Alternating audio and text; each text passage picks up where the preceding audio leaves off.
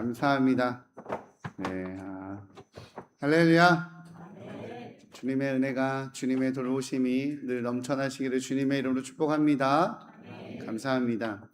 그 프랑스의 위대한 철학자이자 심리학자이죠, 파스칼이라고 하는 사람이 자신의 책 팡세라고 하는 책에서 인간에 대해서 정의하며 이런 이야기를 했어요. 인간은 자연에서 가장 가녀린 갈대다. 그러나 인간은 생각하는 갈대다 라고 이야기를 했습니다. 이 말은 두 가지의 본질을 담고 있습니다. 인간은 갈대다 라고 말하는 것은 이 세상에서, 이 자연 앞에서 인간이라는 존재가 너무 연약하고 부서지기 쉬운 그런 존재다 라고 말하는 사실 하나와, 또 하나는 그럼에도 불구하고 생각할 수 있는 존재이기 때문에 그 생각하는 힘 덕분에 인간이 위대해질 수 있다 라고 말하는 이 두 가지의 역설을 이 한 문장 안에 담은 것입니다. 이 표현을 되새기면서 우리 자신을 좀 돌아봤으면 좋겠어요. 우리 자신은 좀 어떤가요? 때로는 내가 봐도 내가 참 훌륭한 사람이야 라는 생각이 들 만큼 충실하게 열심히 무언가를 해내고, 충실하게 열심히 뭔가를 살아내고, 무언가를 성취해내기도 하고, 참 따뜻하기도 하고, 참 괜찮은 사람이야 라고 느껴질 때도 있고, 또 어쩔 때는 요만한 거에 삐져서 그죠? 별것도 아닌 거에 상처받아갖고 또 꽁꽁대고 또 무너지고 또 마음이 힘겨워지는, 참 작은 거에 눌려서 아무것도 못해 하는 또 연약한 나를 발견하는 게 우리 자신입니다. 내 안에 참 두 가지의 이 모습이 다 있다라는 거죠. 그러면 우리는 왜 이 두 가지의 모습이 있느냐? 모두가 단단하고 훌륭하고 좋아지고 싶은 거는 이제 우리의 열심이고 우리의 마음이고 우리의 기대감이니까 그렇다 치더라도, 왜 나는 그러기를 원하는데 우리는 나약해질까? 왜 연약해질까? 그럼 이 나약해짐이 우리 자신이 가지고 있는 그 당연한 모습인 건가? 이 장면에 대해서 기업 경영학자이자 우리 가정행복 코치로 활동하는 이수경 박사가 자기 저서에서 내 인생의 가장 큰 적은 바로 나 자신이다 라고 단언하는 장면이 나옵니다. 즉 사정없이 흔들리게 되는 이 연약함은 내 안에서 나오는가, 외부에서 오는 적인가 라는 이 질문 앞에서 이수경 박사는 그 적은 내 안에 있다, 내 안에서 내 연약함이 나오는 거다라고 말하는 거예요. 왜 내 안에서 그 연약함이 일어날까요? 내 안에 나를 무너뜨리는 이 적은 무엇일까요? 심리학에서 말하는 이 적에 대한 정답은 결론적으로 말하자면 바로 불안이라는 감정입니다. 불안이라는 감정이 우리를 무너뜨린다, 나약하게 만든다라고 말하는 거예요. 현대의학자들, 이 뇌과학자들에 의하면, 그들의 연구에 따르면 불안은요 단순히 마음의 문제가 아니다라고 말해요. 불안은 뇌에서 일어나는 이 생화학적인 반응이다라고 말하는 거예요. 어린 시절 있었었던 크고 작은 트라우마들, 살아가면서 사람들과의 관계 속에서 받은 상처들, 여러 가지 역경과 어려움들, 인생의 모진 굴곡들이 내 안에, 마음에 남아서, 내 뇌에 남아서 내 머리에, 내 뇌에 생화학적인 반응을 일으켜서 불안이 일어난다라는 거예요. 이로 인해서 이 불안의 감정이 증폭되고 스스로 감정을 통제하지 못해버리는 상태가 되어지면 우리는 나약해진다라는 거죠. 그래서 우리의 인생들이 연약해진다. 그러니 그 적은 내 안에 있다라는 거예요. 그러면 이 불안이라고 말하는 감정은 도대체 그 정체성이 뭘까요? 심리학에서 이 불안이라고 하는 이 표현을 뭐라고 정의하냐면, 특정한 대상이 없이 막연하게 안정되지 않는 불쾌한 정서라고 말해요. 다시 이야기할게요. 특정한 대상이 없이 막연하게 안정되지 않는 불쾌한 정서, 이게 불안이라고 말합니다. 이게 불안의 특징이에요. 이 말 뜻에서 되게 중요한 것은 불쾌한 정서가 아니라 특정한 대상이 없이가 중요한 거예요. 불안은 특정한 대상이 없어요. 그래서 불안과 두려움이 달라요. 두려움은 특정한 대상이 있습니다. 사자가 앞에 있어요. 두려워요, 안 두려워요? 두렵죠. 사자가 날 보면서 침을 질질 흘리고 있으면 두렵잖아요. 그잖아요? 악어가 내 앞에 있어요. 두려워요. 몸에 막 문신 그림 해갖고 막 몸을 이렇게 스케치처럼 쓰신 우리 어르신들이, 저기 조폭 어르신들 보면 옆에 있고 싶지 않잖아요. 두렵잖아요. 그죠? 이게 두려움이에요. 두려움은요, 대상이 있습니다. 거기서 나타나는 왠지 모를 내 안에 생기는 경직됨이 두려움이에요. 근데 불안은 달라요. 불안은요, 대상이 보호해요. 특정한 대상이 없어. 이유가 없어. 정확하게 사실 두려움은 나쁜 게 아니거든요. 두려움은 특정한 대상이 있으니 그 대상에서 벗어나면 돼요. 사자를 두려워하지 않으면 문제가 돼요. 사자 밥이 돼버리니까. 그렇잖아요. 두려움은 나를 보호하는 힘이 있거든요. 그래서 그 두려움의 대상에서 떠나가면 됩니다. 사자에게서 벗어나거나 우리 조폭 형님들 없는 곳으로 돌아가거나 그러면 돼요. 그러면 두려움은 사라져요. 근데 이 불안은요, 특정한 대상이 없는데도 불구하고 막연하게 눌리는 거예요. 밤에 잠을 자려고 누웠는데 분명히 나는 내 침대에 안정적인 공간 안에 있는데 눌려요.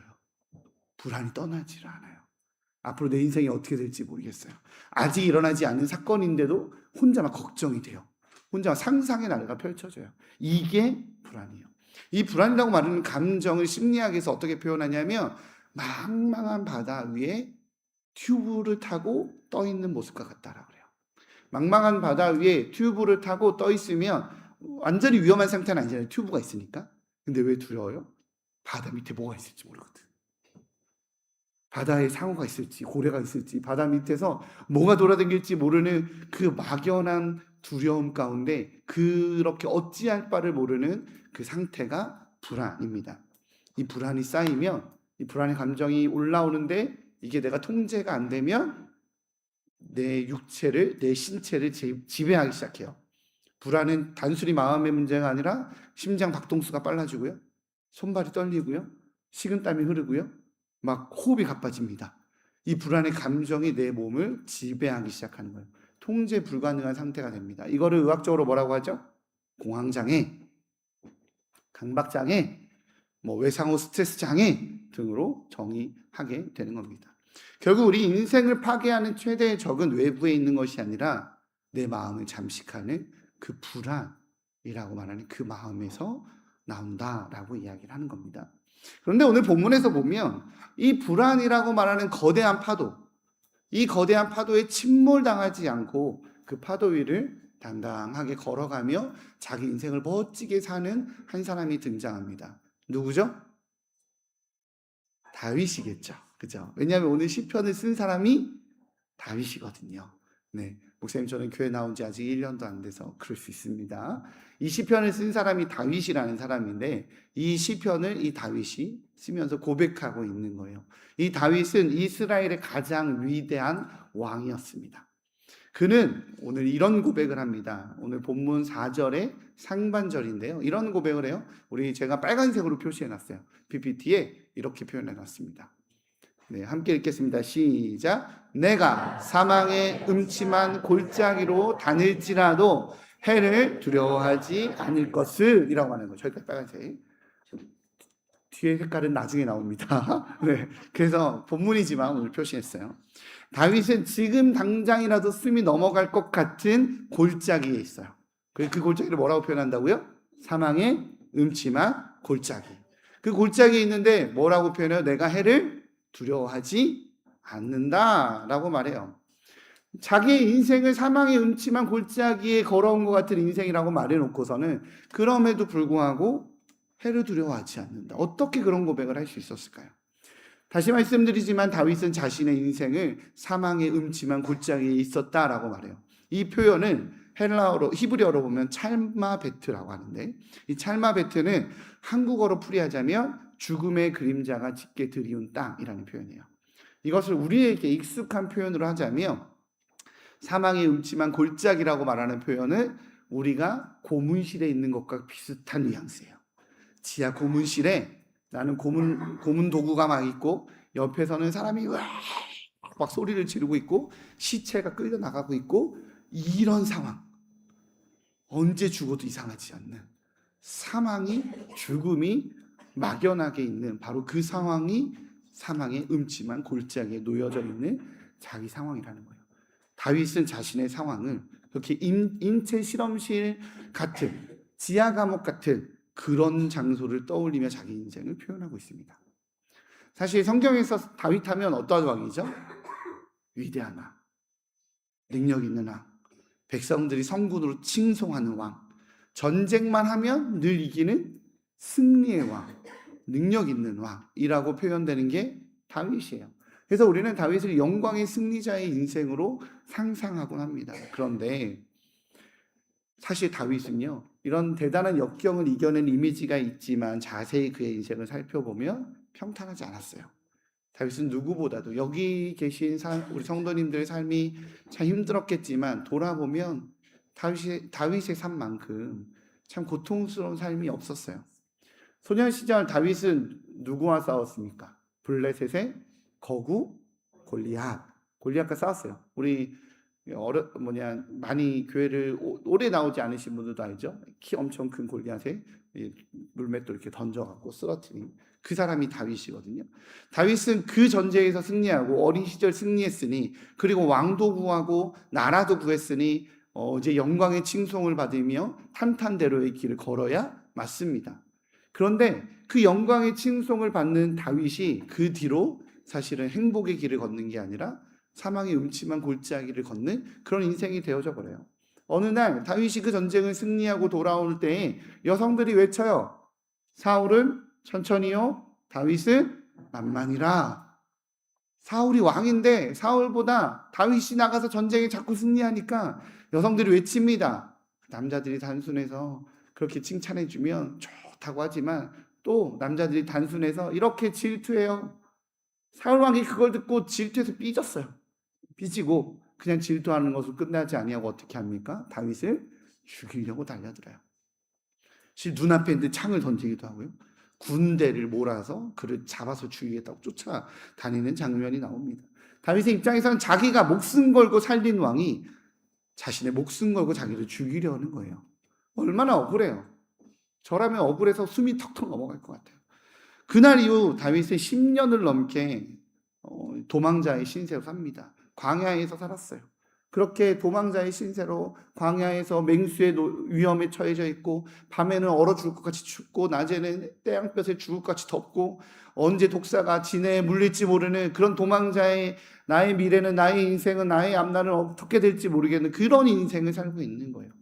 사랑하는 성도님들, 이 자리에 우리 청년들도 있고 젊은이들도 있지만 여러분들 그러한 삶이 지금 놓여 있다고 생각해 보겠습니다.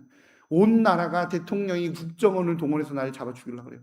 나는 집에도 갈 수 없고 친척에도 갈 수 없고 연락도 할 수 없고 아무도 할 수 없어요. 그냥 길거리에서 노숙자처럼 도망다니며 버티며 살고 있습니다. 극심한 스트레스가 있을까 없을까요? 있겠죠. 이런 인생 살아보신 분 있어요? 없을 것 같은데요. 그렇죠? 우리는 그런 삶을 살아본 적이 없어요. 하루는 사울 왕이 다윗을 거의 잡을 지경까지 추적을 하자 다윗은 도망다니다 못해 사울 왕이 쫓아올 수 없는 곳으로 넘어가요. 바로 블레셋의 가드 왕이 있는 곳으로 넘어갑니다. 우리나라 말로 하면 어떤 거예요? 우리나라 대통령이 국정원을 동원해서 군대를 동원해서 날 잡으려고 하니까 북한으로 넘어간 거예요. 이런 꼴인 거죠. 얼마나 무섭겠어요. 그러다가 가드 왕인 아기스를 만납니다. 그곳에서 아기스의 신하들이 다윗을 알아보는 장면이 나와요. 사무엘상 21장 11절의 말씀인데요. 우리 한번 같이 읽어보도록 할까요? 사무엘상 21장 11절의 말씀을 같이 읽겠습니다. 시작. 아기스의 신하들이 아기스에게 말하되 이는 너희가 내 왕 다윗이 아니니까 우리가 춤추며 이 사람의 이를 노래하여 이르되 사울이 죽인 자는 천천히요 다윗은 만만이로다 하지 아니하였나이까 한지라. 다윗은 사실 그 블레셋의 군대에 있는 가드가 도시거든요. 그 도시에서 다윗을 보는 건 불가능합니다. 원래는 그렇잖아요. 게다가 다윗이 거짓골로 도망자의 신세로 막 여기에 막 더러운 것도 막 묻고 얼굴도 시꺼멓고 머리도 떡져갖고 나타나 있는 거예요. 가드 나라라고 하는 그 나라 입장에서는 이상하다. 다윗이 이스라엘의 군대 장관인데 여기 있을 리가 없는데 쟤는 다윗을 닮은 사람인가? 라고 생각해야 마땅하지만 다윗이 워낙 유명해서 그가 사울은 천천히요 다윗은 만만히로다 라고 말하는 그 박수를 받은 전쟁이 블레셋과의 전쟁이었거든요. 자기들을 그렇게 완패시킨 사람이니 신하들이 알아본 거예요. 그 전쟁터에 나갔었던 왕은 직접 전쟁에 나가지 아니하고 자신의 군대나 자신의 장수들을 보냈으니 다윗의 얼굴을 몰랐었나 봐요. 그러니까 못 알아보고 신하들이 말합니다. 저 사람 다윗이라고. 저 사람 우리 군대 패하게 한 그 다윗이라고. 맞다고, 분명히 맞는데, 똑같이 생겼는데, 다윗이랑 똑같이 생겼, 눈, 코, 입 똑같은데. 다윗이 어떻게 하는지 아세요? 미친 척해요. 침을 지지리면서 벽에다가 이상한 글 쓰고 막 이런 거 쓰고. 그 미친 척해요. 그랬더니 아기스 왕이 너희들은 나를 욕보이려고 내가 사람을 못 알아봐서 지금 저 사람이 다윗이라고 지금 나한테 하냐고. 떼쫓으라고. 그렇게 살아남았어요, 다윗은. 그렇게 쫓겨나오고 쫓아내서 나와서 사람들이 쫓아냈겠죠. 너 뭐야 저리 가 해서 도심에서 쫓겨나와서 길거리로 나왔을 때 다윗의 마음이 어땠을까요? 야, 내가 이러고 살아야 되나? 내가 군대를 지휘하던 내 한마디에 전투를 승리를 일으켰었던, 내 한마디에 나라의 존재가 왔다 갔다 했었던, 내가 사울 왕을 지켰었던 군대 장관인데 내가 그 죽음 앞에서도, 내가 수백의 군대 앞에서도 망설이지 않았던 난데 이게 뭐지? 라는 마음 들지 않았겠습니까? 다윗의 고난은요, 여기서 멈추지 않아요. 다윗은 그가 왕이 되기 전까지의 사울 왕에 의해서 고난받았지만 왕이 돼서도 어려웠어요. 이제 다 어려움이 끝나고 왕이 되면 평탄했을까? 그렇지 않았습니다. 그는 끊임없는 배신자에 노출되고 끊임없는 저항 세력에 노출되고 심지어 그의 아들 누구? 압살롬이 다윗을 죽이겠다고 군대를 모으죠. 다윗의 아들이었었던 압살롬이 군대를 모아서 자기의 세력을 모아서 다윗을 칩니다. 다윗이 얼마나 급했냐면 예루살렘에서 도망갈 때 신발도 못 신었어요. 신발도 못 신고 도망갈 만큼 맨발로 울며 예루살렘을 탈출합니다. 물론 이후 다윗의 군대가 재정비되고 난 다음에 압살롬의 군대를 물리치긴 했지만 다윗의 입장에서는 그가 아들이었거든요. 그가 죽지 않기를 바랬어요. 그런데 압살롬이 참혹하게 죽임을 당했다라는 소식을 듣게 되니까 다윗이 뭐라고 고백해요? 내 아들 압살롬아, 내 아들 압살롬아, 내 아들 압살롬아, 내가 너를 대신해서 죽었더라며 이라고 고백하는 괴로움을 표현합니다. 압살롬의 죽음에 그는 가슴이 아팠어요. 우리 이런 얘기 있죠. 아내를 먼저 보낸 남자를 호라비, 남편을 먼저 보낸 여인을 과부, 부모를 먼저 보낸 자녀를 고아, 자녀를 먼저 보낸 부모는 표현하는 단어가 없대요. 너무 고통스러워서. 근데 다윗은 자기 아들을 자기 손에 있었던 군대 장관에 의해 죽였어야 하는, 죽임을 당하게 되는 이 파란만장한 인생을 살았습니다. 그러니 그는 자기의 인생을 한 문장으로 압축해서 뭐라고 표현한다고요? 내가 사망의 음침한 골짜기를 다녔습니다. 그게 자기 인생이었어요. 사랑하는 성도님들, 이런 인생 사신 분 계십니까? 온 나라가, 온 권력자들이 나를 죽이려고 쫓아와서 길거리로 도망자의 신세를 살아보신 적이 혹시 있을까요? 살고 싶어서 미친 척하면서 나의 원수 앞에서 도망 나온 경험이 있으실까요? 내 자녀를 나에게 저항한다고 그를 쳐서 무너뜨려야 되는 이 스트레스 가운데 있어 보신 적이 있을까요? 다윗은요, 그 인생을 살았어요. 그렇다면 다윗은 이 끔찍한 죽음의 골짜기와 같은 자기의 인생길을 어떻게 견딜 수 있었을까요? 지금 요즘 시대는 먹고 살기 편한 시대라고 합니다. 그럼에도 불구하고 이 스트레스 때문에 이 현대 사람들의 대다수가 공황장애, 스트레스장애, 우울증들을 앓고 있대요. 우리는 병원에서, 여기서도 마찬가지일 수도 있어요. 여기서도 많은 분들이 병원 가서 진단하면 우울증 증상이 있습니다. 공황장애 증상이 있습니다. 여러 가지 힘겨움이 있습니다라고, 정상적이지 않다라고 평가가 나올 수 있는 게 요즘 시대입니다. 그런데 이 시대에도 경험해 볼 수 없는 그 아픔을, 그 스트레스를, 그 고난을 어떻게 그는 극복하고 노래할 수 있었을까요? 다윗은요, 이 모든 것은 전적인 하나님의 은혜라고 고백합니다. 오늘 본문 1절인데요. 1절에 이렇게 나와 있어요. 같이 한번 읽어보도록 할까요? 오늘 본문 23장 1절 같이 읽겠습니다. 시작. 여호와는 나의 목자시니 내게 부족함이 없으리로다. 아멘.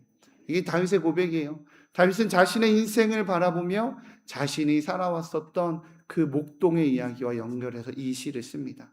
돌아보니 그래도 여호와 하나님이 나의 목자셨다. 다윗은 소년 시절에 거친 광야에서 양을 치던 목동이었습니다. 그렇기 때문에 그는 양과 목자와의 관계를 정확하게 알고 있는 전문가였어요. 양의 특징은요, 시력이 나빠서 앞을 잘 보지 못합니다. 방어할 수 있는 뿔이나 날카로운 이빨도 없고요, 다리가 느려서 도망도 잘 못 쳐. 그리고 잘 넘어지고 미련하고, 그래서 스스로 자기 길도 잘 못 찾아갑니다. 목자가 없으면 양은 단 하루도 살 수 없는, 어쩌면 지구상에서 가장 취약하고 불안한 동물이 양이에요. 근데 다윗은 자신이 목동으로서 양을 돌볼 때 양들을 위해서 푸른 초장과 실만한 물가로 밤낮으로 헤맸었던 기억을 떠올립니다. 사자나 곰이나 이런 사나운 맹수들이 양떼를 공격하면 그는 양떼를 지켰었던 자기를 기억을 해요.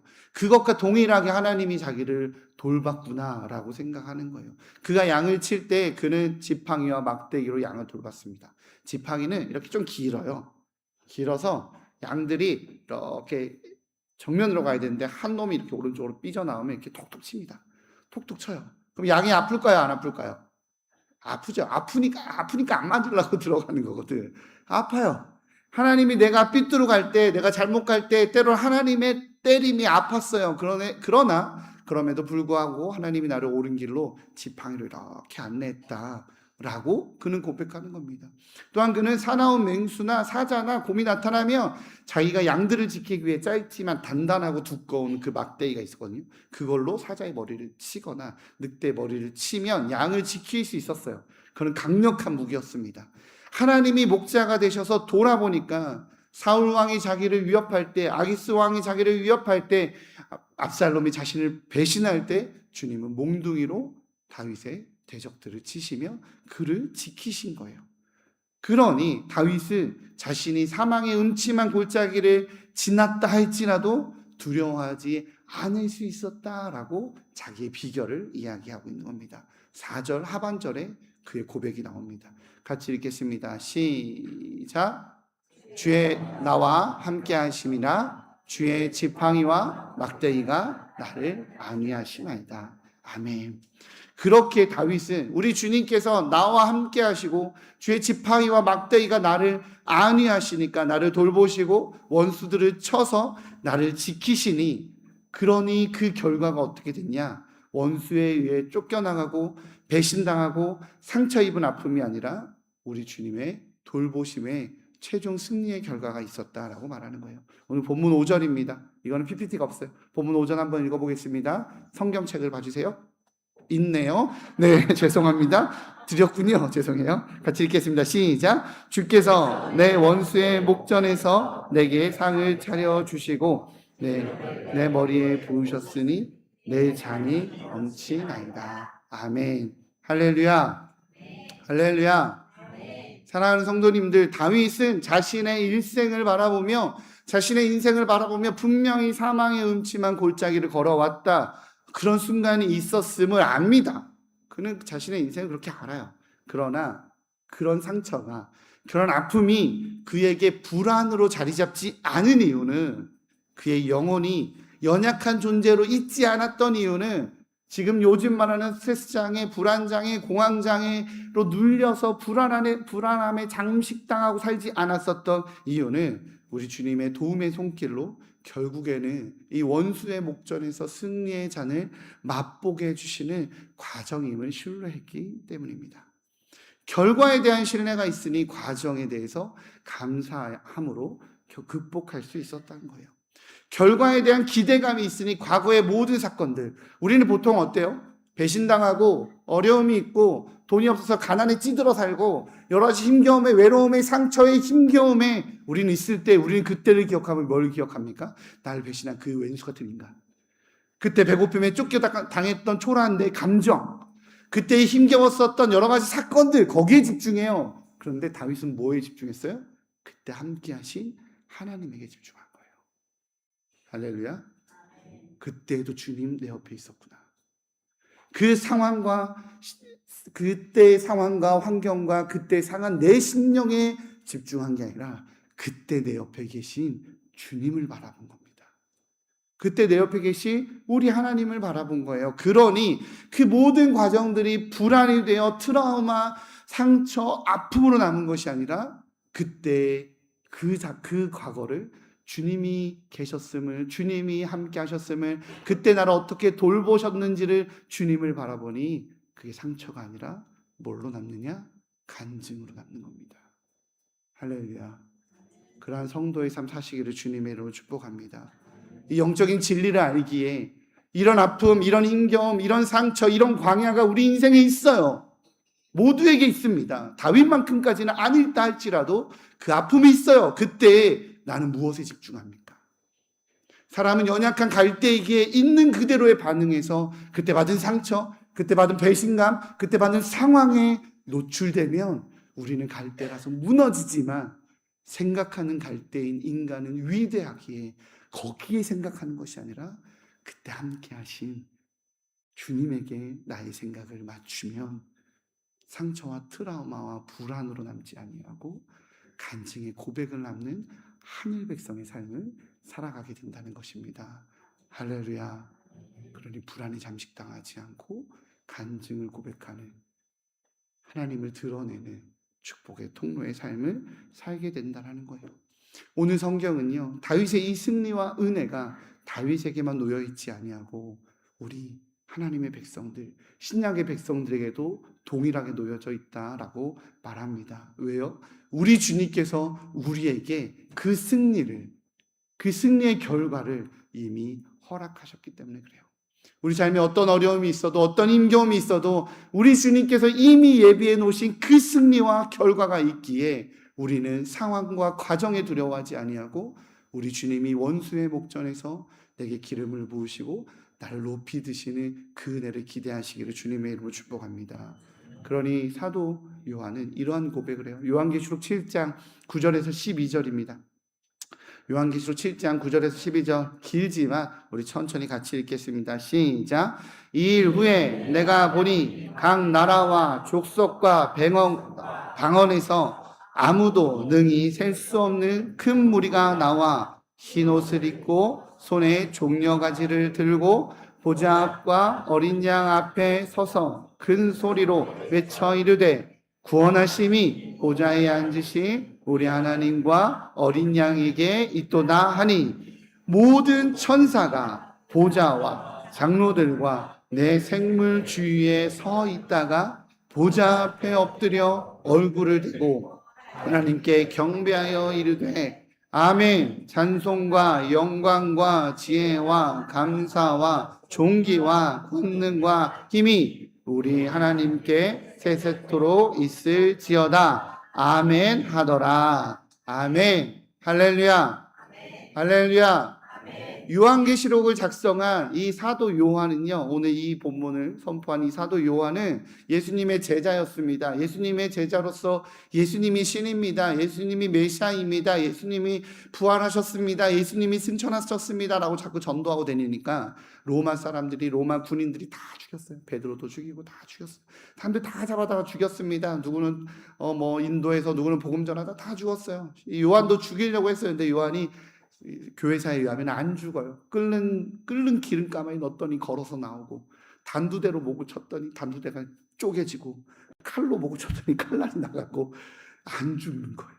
그래서 사도 요한은 어떻게 하냐면 반모섬에 유배를 보냅니다. 어떻게 해도 독국물 마셨는데 목 시원하다 이러고 사니까. 그러니까 이제 반모섬에 유배를 보내요. 반모섬에서 하나님께서 그를 살리신 이유가 나오죠. 거기서 요한계시록을 써요. 하나님을 환상 중에 계시를 봅니다. 그때 계시의 내용이 이 마지막 때에 예수 그리스도를 주로 인정한 이들이, 하나님의 백성들이, 흰옷을 입은 하나님의 사람들이 이 천상에서 영광과 지혜와 감사와 찬양, 주께 영광 돌립니다라고 찬양하고 있는 장면을 눈으로 보고 그것을 계시록에 남긴 것입니다. 사랑하는 성도님들, 그것이 우리의 결과입니다. 할렐루야. 우리 인생에 누군가는 재정이 없어서 조금 힘들 수 있고, 누군가는 가정에 어려움이 있어서 조금 아플 수 있고, 누군가는 다윗처럼 힘겨운 인생 가운데 내가 광야 가운데 놓인 것 같아 보인다 할지라도 그 자리에 나와 함께 계시고 결국에 나를 승리의 자리로 이끄실 주님을 신뢰하시기를 주님의 이름으로 축복합니다. 그러니 상처와 트라우마와 불안으로 내 인생을 덮어버리지 마시고 함께 하시고 승리케 하신 주님 덕분에 내가 이렇게 살아났다라고 간증을 선포하는 하늘 백성의 인생 되시기를 주님의 이름으로 축복합니다. 그래서 오늘 시편 마지막 절 23편 6절의 고백을 하는 멋지게 선포하는 우리 한국교회 성도 됐으면 좋겠어요. 마지막입니다. 같이 읽겠습니다. 이거는 PPT 없습니다. 이건 진짜 없어요. 시작. 내 평생의 선하심과 인자하심이 반드시 나를 따르리니 내가 여호와의 집에 영원히 살리로다. 아멘. 할렐루야. 인생을 살기에 세상을 향해 멋진 하늘의 고백을 선포하는 우리 한국교회 성도님들 되시기를 주님의 이름으로 축복합니다. 기도하겠습니다. 사랑해 주님 감사합니다. 하나님, 우리의 삶과 우리의 힘겨움과 우리의 인생은 때로는 광야처럼 남에게 말하지 못하는 어려움이 있을 수 있습니다. 그러나 주님, 내가 거기서 느껴지는 아픔과 거기서 느껴지는 배신과 거기서 느껴지는 두려움에 집중하지 아니하고 그 자리에 나와 함께 하시는 주님께 집중하겠습니다. 주님과 동행하겠습니다. 그래서 마지막 때에 우리 주께서 주실 그 승리의 찬양을 높이며 고백하며 선포하는 인생이기에 세상이 감당하지 못하는 인생 살겠습니다. 하늘의 복을 더하여 주옵소서.